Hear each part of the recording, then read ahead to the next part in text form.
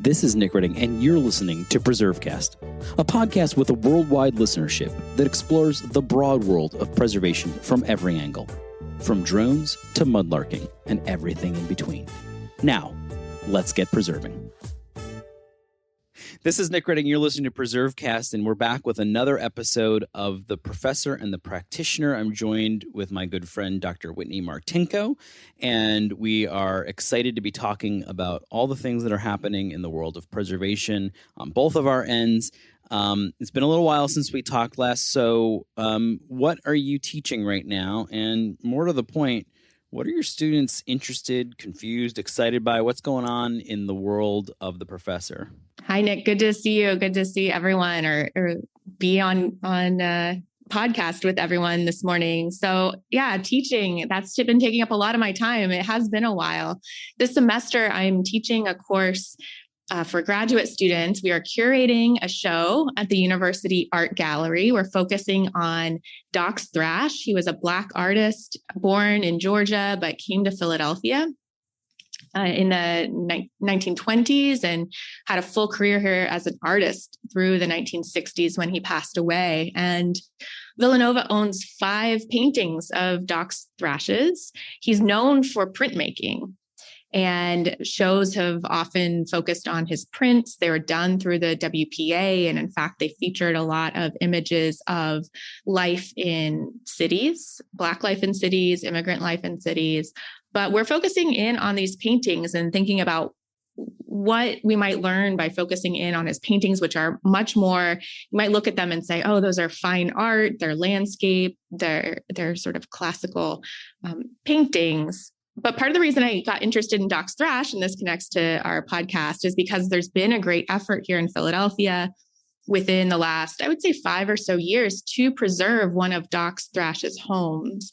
It was a home he lived in later in his life. It's in a neighborhood called Sharswood. It's in, I guess I would say, sort of North Philadelphia. It's west of Temple University for anyone who knows the city. And it's an area that's been hard hit by redevelopment by entities like Temple University and private developers. But there's been a real focused effort coming, in fact, out of some Penn preservation students to preserve this house that was Dox Thrash's. And they've a developer who wants to work to preserve the house is working with them. So it's really cool to have an art show that came out of my knowledge of the city and my interest in the work that they're doing to preserve the Dox Thrash home. And so what's the idea for reuse of the building? Is it historic house museum? Is it how are they gonna use the structure? Yeah. So my sense is that it's a private developer. I think that it might be the plan might be for it to be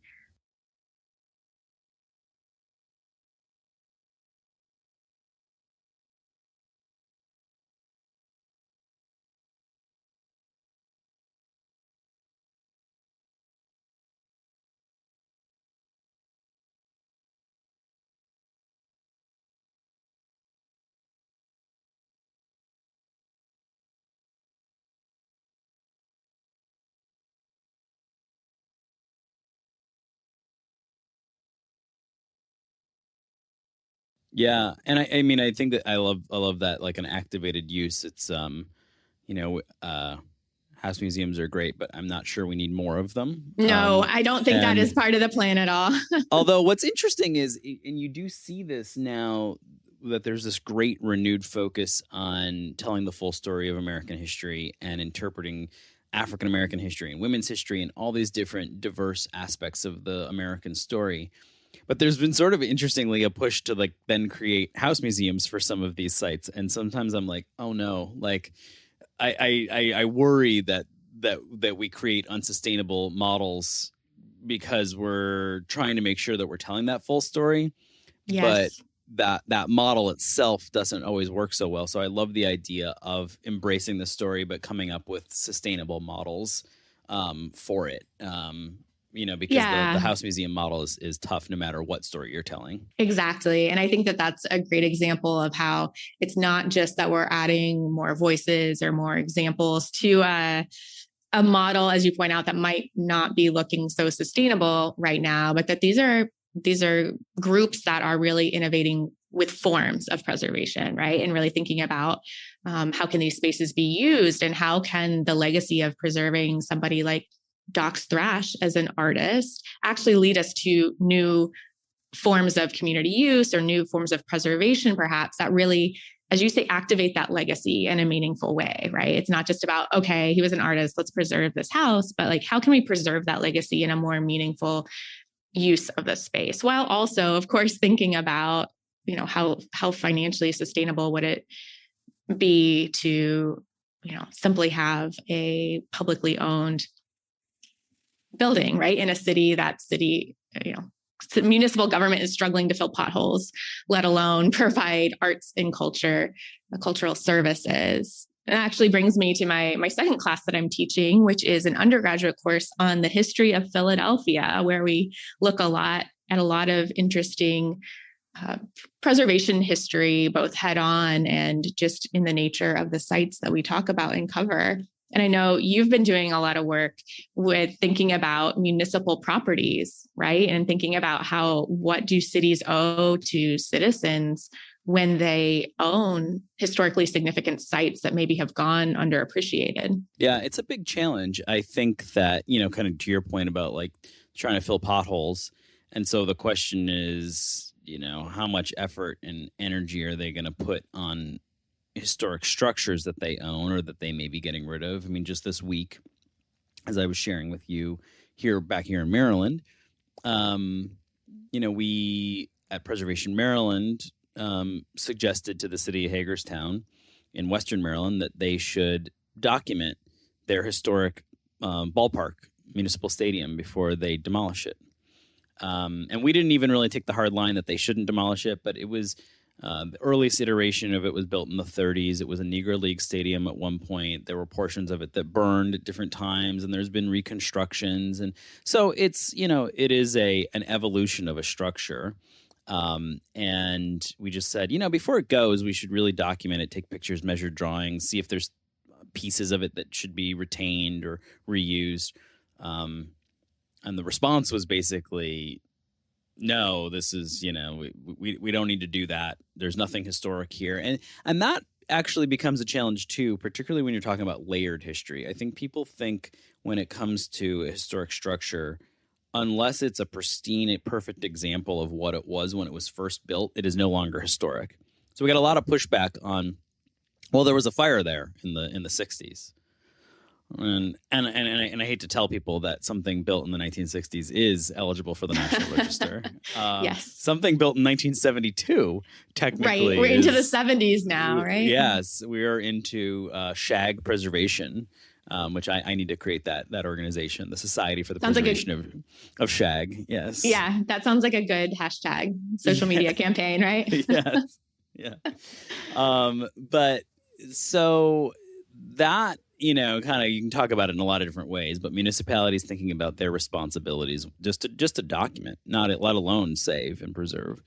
And, the way I put it is when you go through demolition review and sort of what's coming next, there's a whole review when it comes to, is the stormwater going to be handled? Is there, going to be dust control or all those sorts of things? There should be another box that says, have we documented it? Do we know what happened? Do we at least have decent photos of it? Yeah. I don't think that that's asking too much. But it's interesting that the knee-jerk reaction is, no, we don't have time for something like that. We don't want to be stopped by that. And, it's incumbent on preservation groups to step up and say, hey, wait a second, there's a better path forward. That remains a big challenge. And I think, again, a big part of it, and I don't know if you've seen this as well, but is sort of this focus on the pristine and the perfect. Yes. And if it's not perfect or, well, there was a portion of it rebuilt, so it's no longer historic, that becomes a real issue. And I think within the world of preservation, whether you're a practitioner or a professor, you recognize the value of layered history. But I think the general public still sees it as sort of black and white. Either it's pristine, historic, or it's not. That is so true. And part of it, I think there's the practical reason for that, which is that local registers, particularly, again, I'm most familiar with Philadelphia's, that the sort of, the check boxes are often really related to physical, integrity, right? Architectural integrity. And sure, there are boxes for sort of cultural significance or historical significance, but I think then that gets us to this bigger picture, right? The not so practical, maybe the intellectual or the popular understanding of, okay, well, if this is a site that is just culturally significant, then why do we need the building, right? If it's not the building that has integrity, if this is just a site where something happened, well, why do we need the structure, right? Is preservation the right way to maintain that cultural history, right? Or popular memory of that? And, I guess the answer is that it's not always preservation, right? It isn't the only means, but I do think that preservation advocates, and I can include myself in this, I'm not casting any stones, but we all need to be better at talking in plain terms and convincing terms about the importance of architectural structures that aren't pristine, right? Like, what work does the physical structure do, even if it's not pristine and tied to 1910? And I think layered history is absolutely something that's so important. Yeah. Right. But I think it just the public perception needs to catch up. And I think that we have, I often talk about in preservation, like these headwinds that we have against us. We have headwinds of being perceived as elitist. We have headwinds being perceived as, only focused on the sites associated with white culture and, the wealthy. And there's just these different headwinds that we're constantly pushing back against. And even if we really have embraced a different perspective on preservation in our organization, there's still the public perception of, no, this is what you are. This is the box you fit in. One of the jokes I tell, or sort of my tales of woe, depending on which way you look at it, is talking to a foundation and pitching them on what we were doing, and they said, "Oh no, we don't do preservation. We do community development." And it was like, oh, but those are those should be the same things, right? Yeah, and like that's how I see our work, but we were put into a different box by the foundation because those headwinds, and so I think that there's the headwinds of public perception on what is historic and what isn't, which really is part and parcel of this whole question of how municipalities preserve things, because if they don't perceive it as historic or it was built within their lifetime, then it can't possibly be historic. And I think, if there's one theme in PreserveCast over the past, 6 to 8 months, it's that the issue of integrity in the National Register is perhaps the biggest challenge facing the industry. And I forget where I saw it. I can't claim it as my own, but I heard someone at one point say it's not an integrity Olympics. I love that. Yeah. And like I don't have any tattoos, but I feel like that needs to be my tattoo, is like, it is not an integrity Olympics.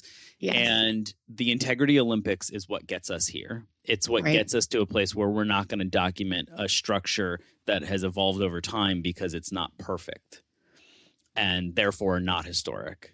And I'm curious if you see that elsewhere in other municipalities where they're like, oh, well, They changed this part of the building, so it's no longer historic. We don't really need to honor that anymore. Yes. And I feel like that is, for me, that's where we see a lot of the challenges. If it is a pure, perfectly restored 18th century structure, very hard to make the case that you should knock it over. Right. Municipalities are like, okay, begrudgingly sort of figure out how to deal with it. But if it is a hodgepodge of things, or it is associated with some minority group that had to evolve over time, and the building isn't this perfect example of what it was in 1910, it's much easier to look the other way, I think. Yes, I agree. Although here in Philadelphia, you can name all the perfectly preserved great buildings from the 19th century that are demolished without any demo review or anything. So, I wish I could say that we were forcing Philadelphia to deal with structurally sound and interesting buildings. Unfortunately, we're not. But I think that the flip side of preserving, say, the quote unquote pristine buildings, which of course are never unchanged, right? It's just this popular perception that they are somehow unchanged. Sure. That the flip side of that is that when those are preserved, it sets this bar and continues this popular perception that to put a building on a register is to freeze it, right? Is to create trouble for owners or community users, right? And it promotes this idea of preservationists being paint police, right? And so it's like it is both setting an expectation for what should have happened to a building in the past, but also what will be possible for a building in the future, which I think is really frustrating. And I know, a lot of, there's been a lot of talk in Philadelphia for, what we need is a different levels of preservation, right? Which is funny because we're basically getting to where the British were, 50 years ago, right? Which is normally the case, right? We half a century later, we figure out, it's interesting. They had it right. And this is where go ahead. No, yeah, go. This is where I really think that preservation has to adopt sustainability as a key aspect of the work that we do, right? Sustainability, not just environmental sustainability, but really thinking about sustainability as economic and as social, right? And to me, the social sustainability aspect paired with environmental and economic sustainability is where we can get beyond this idea of either a building has great integrity, right? Or it doesn't, and we're just preserving it because something culturally significant happened here, right? Sustainability to me is what makes the case for the material or the architectural, right? Being important, not just because it's either pristine or not, either because it has integrity or it doesn't, but it's getting at this connection between people and community and culture and the physical, right? The environmental, the neighborhood. Sustainability to me is something that obviously there's been a lot of talk and support for sustainability, but I haven't seen it adapted as much in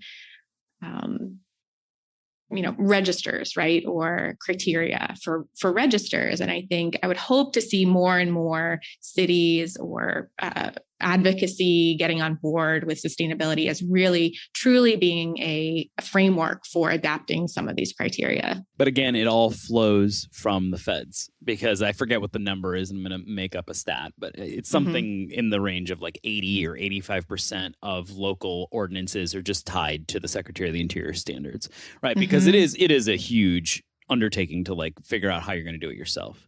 Sure. So much of it is tied to the way the feds do it, that unless we have federal reform on it, and this is sort of maybe my pessimistic side, I don't see the locals being like, we're going to do this, we're going to champion it, we're going to come up with our own graded heritage system. But some cities have, but yeah, it's a lot of work, right? And again, when it's tied to local government that is responsible for so many things, right? In cities that are struggling after a pandemic, right?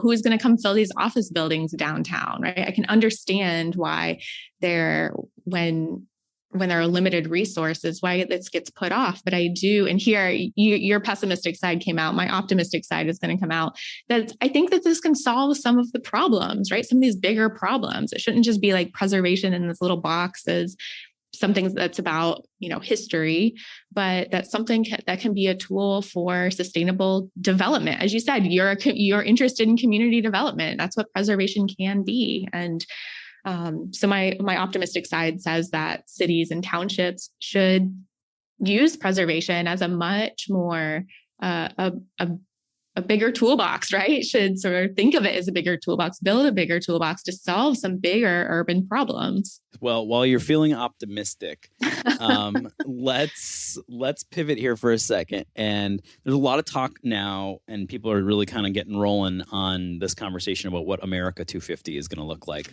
250th anniversary of the founding of the establishment of the United States in 1776, which is coming up in 2026. So, you have an interesting perspective, given that you've written extensively on the history of preservation and how different commemorations and anniversaries, particularly 1876, impacted the way, and obviously Philadelphia played a big part in that, in the celebration and everything, which clearly was a celebration at that point. TBD about whether we're going to call this a commemoration or a celebration. But Are you feeling just as optimistic about that? What are you feeling about America 250? Hopes, dreams, concerns? What are you thinking? Oh gosh. I have struggled to get engaged with this commemoration / celebration, whatever it will be. A lot of academic organizations that I'm a part of, whether they be journals or centers of study, have plans in works, right? And I think are coming up with a lot of interesting ways to address the 250th anniversary, all attending to, how can we take a fresh look at the founding of the United States, think about where scholarship is, right? Bringing scholarship into public discourse. Obviously, there are a lot of scholars already doing this, but I think the challenge, and maybe this is why I've struggled to get engaged, we are making new arguments about the revolution, understanding things in new ways, bringing in voices, studying voices, analyzing voices and perspectives that have not been central. On the other hand, it does feel like a topic that gets so much attention in the popular imagination on a regular basis, apart from commemoration, that I see the energy spent on, 250 as energy that I hope is not getting taken away from other topics, right? That might benefit from a little more sustained attention. So I don't know where preservation is or where your conversations are. Yeah. So I was appointed by the governor here in Maryland to our commission. And, I think we have started, we're just at the very beginning. A lot of us are kind of just feeling around in the dark for what this is going to look like and what we're going to do. But I think a lot of us feel as if this is an opportunity. The way we want to frame it, or some of us want to frame it, is a exploration of what freedom means in America. Mm-hmm. And not really be so, obviously grounding it in beginning the story of here's 1776 and here's all these different people and what freedom meant to them at that moment. Mm-hmm. And how America has struggled, achieved, failed, everywhere in between in terms of what freedom has looked like since then for different groups, and how every succeeding generation seems to have another struggle with what freedom is going to look like for the next marginalized group. Mm-hmm. And so this idea of what is the meaning of freedom? How have we grappled with it? How have we succeeded? How have we failed? And how did that all start in 1776? I like that idea of sort of this bigger picture conversation around this topic that a lot of people maybe have preconceived notions of what it means, rather than just let's really dig into 1776. And I think for some states, they're going to have to talk things like that. Here in Maryland, we have obviously revolutionary history, but we don't really have we have one significant battle site that Preservation Maryland has been working on called St. George Island. But beyond that, it's not like Pennsylvania where we have open clashes, or New York for that Right. matter, or some of the Southern campaign sites. And then as you get further out, how is Iowa going to talk about America 250? Right. And so I do think kind of framing it around these bigger questions and engaging the public around that can be interesting. I'm curious if we can keep this commemoration nonpartisan, Yes. given how partisan everything is, and how that has happened with a lot of different aspects of history, and what that will look like over the next 4 to 5 years. Right. I think that this will be a subject of conversation moving forward for us, but we'll plant a flag here to continue talking about America 250. And obviously Pennsylvania has a big aspect, big component. And I'm sure Philadelphia will as well, perhaps one of the biggest. They do. And I think that many groups, even scholarly groups devoted to studying early America and the early United States, are focused on legacy, right? What are the ongoing questions and struggles for the legacy of the American Revolution as an event, right? But also those deeper questions, right, that you were thinking about, freedom for whom, right? Who is still working to live up to some security, right, of the promise of the principles of the revolution or of the founding documents of the United States. I think addressing these questions in these histories, certainly in broader histories of revolution, right? Not, hopefully we can, study or commemorate 250 for the US, while thinking about it not being the only nation in the Atlantic world, right, that was grappling with these questions and issues. Did other places maybe do it better, for a lack of a better term, right? Yeah. That this And isn't just an American or US phenomenon, that there are revolutions happening, in Haiti and the Latin American republics, in France, right? All of these different places, Mexico, in that moment. So is there any way for us to bring more of that hemispheric or global understanding of the history of that moment into conversations about legacies today? Yeah. And then I was going to jokingly say, and why does Canada exist? Right. Right? Like, why, how come Canada? Got to bring Canada in. Got to bring Canada in. Well, for PreserveCast listeners, they'll know that we did an episode with a PhD candidate who I think actually now has his PhD on the history of pizza. He is the first professional pizza historian. So, wow. Which I'm here for that. So, yeah. Before we come to our conclusion here, we normally talk about what we're reading.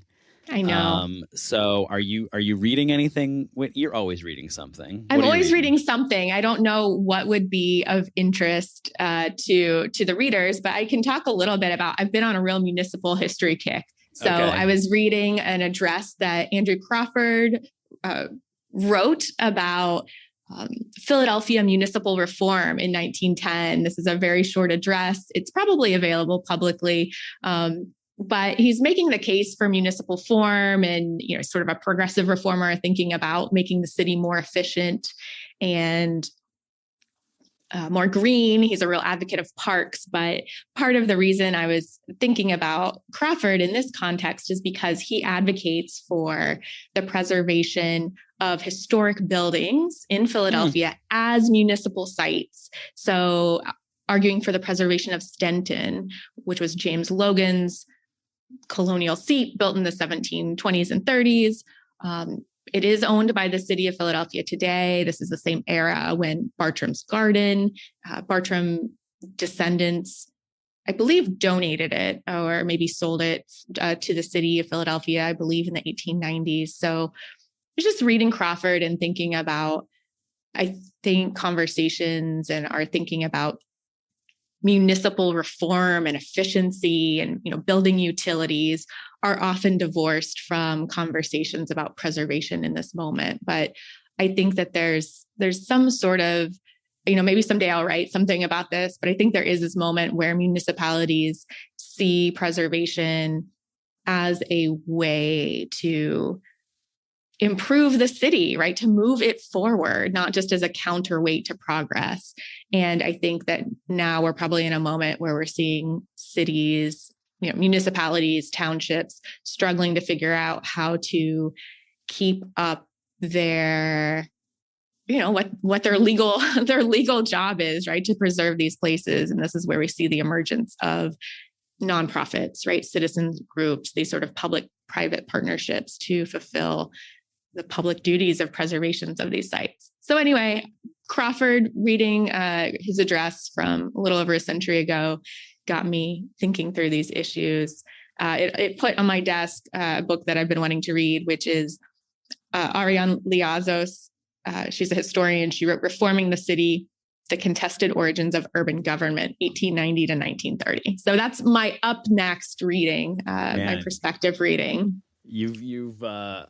Well, the book sounds cool. I think you might be the only person currently reading Crawford's address. I think that's probably true. Yeah, I always think that that's cool when you're reading something and you're like, you know what? I think I'm the only person in the country right now reading this. This is something. Well, else. and my 25 students, hopefully. Well, hopefully. Yeah. Maybe not all 25. I was going to say maybe I'm going to be optimistic. Maybe 16 of them. How about that? Yeah. maybe not a popular reading recommendation, but maybe listeners out there will be inspired by Crawford to read something about municipal reform. If you send me the link, we'll stick it in the show notes. There you go. So I'm reading something a little more popularly accessible, but that's okay. we're on two different sides of this. I'm reading a book by Kindra Hall called Stories That Stick. And it is cool. A sort of a crash course in how to incorporate storytelling into public speaking and the way in which you sort of make the case for causes and issues. And so on the nonprofit side, I'm constantly trying to think about how we better tell our story and how we engage people and how we make the case for things. And basically, it is a impassioned plea for using stories to get people to care about issues, causes, it can be companies, things like that. And so I am enthralled in the idea of becoming a better storyteller. And kind of actually connects to what we talked to at the beginning of this. Is a good way to kind of conclude, where you're talking about how we need to make the case for sort of the history beyond just the architecture sometimes, and why places matter. And I don't know if there's really a better way of doing that than telling the story of a place, because you can give all the reasons that it's the greenest building and how many pounds of carbon it's going to save and how it's good for this and that and the economic impact of it. But, maybe talking about, the story of the people who lived there and the story of the little girl or the grandmother and the cookies they baked in the oven. And those are the things that connect with people, and that's the stuff that sticks. So that's what I'm currently reading. That's great. And, storytelling that's a hallmark, many historians would say, I think, of history. And I think that storytelling is one of those techniques that really can bring together history and preservation. And it leads me to a great book that is a popular recommendation. It's a historian, Ryan K. Smith. He is a historian of architecture. He just wrote a book about cemeteries in Richmond, but he wrote a book called Robert Morris's Folly. And it's a book that he very deliberately adopts storytelling and says that architectural historians can use storytelling as a way to maybe write more engagingly. So Robert Morris's Folly was published, I don't know, maybe 8 to 10 years ago now. And it's the story of Robert Morris, the financier of the American Revolution, to connect us to 250. And it's the story of how he uses his wealth to start to build a huge French mansion here in Philadelphia, but he ends up in debtor's prison. The house is never finished, and in fact is demolished before anyone ever lives in it, because it never even gets finished here in Philly. So it's a great read, great book, highly recommend it. Well, that's a hell of a story. And let's look for him on a future episode of PreserveCast. We need to get him on, and maybe we'll bring him on and we can jointly interview him. That would be kind of fun. That would be great.